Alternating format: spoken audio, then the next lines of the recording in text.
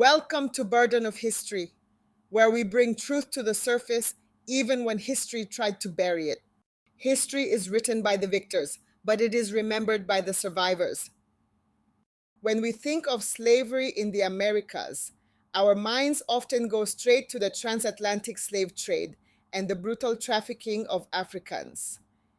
And rightfully so, millions were stolen from their homelands and forced into centuries of generational bondage.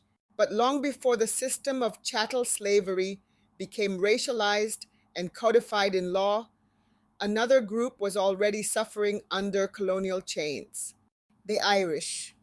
Let's be clear. Yes, Irish people were trafficked, beaten, branded, and forced into labor. But no, it was not the same as African chattel slavery. The systems were different in legal status, duration, and racial inheritance, but both were violent, dehumanizing, and rooted in exploitation.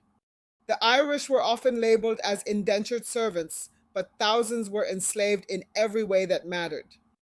Their story, largely erased from the history books. The year is 1612.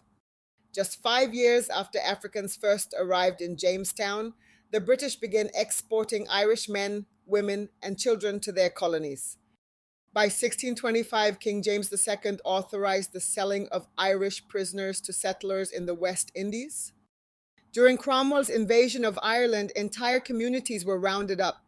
Tens of thousands, especially women and children, were shipped to Barbados, Jamaica, and even colonial America. Many were branded with irons. Some were worked to death on sugar plantations. And some were used to breed with African men, not out of respect or equality, but to create mixed-race children who could be enslaved for life. It was calculated cruelty. These Irish captives had no rights. They lived in filth, slept in shacks, and were often given the most brutal work. In many colonies, Irish laborers were seen as disposable, especially since new shipments arrived regularly. So why isn't this history widely taught? Because the system quickly evolved into something more permanent, more racialized, and more profitable: African chattel slavery. Because the Irish over time were allowed to assimilate into whiteness.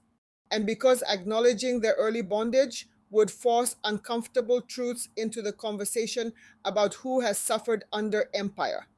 But acknowledging Irish slavery doesn't diminish African pain. It expands the story. It reminds us that slavery was not just about race, it was about power. And that colonial systems would enslave anyone they could, black, brown, or pale-skinned, if it served their wealth. The Irish were enslaved. Africans were enslaved. Indigenous peoples were massacred. All of it justified by supremacy, greed, and empire. If this part of history was new to you, good. Let's keep learning. Let's keep unbearing truth. And let's make sure the stories they try to erase are heard loud and clear. Until next time, be good to your neighbor, your loved ones, and yourself.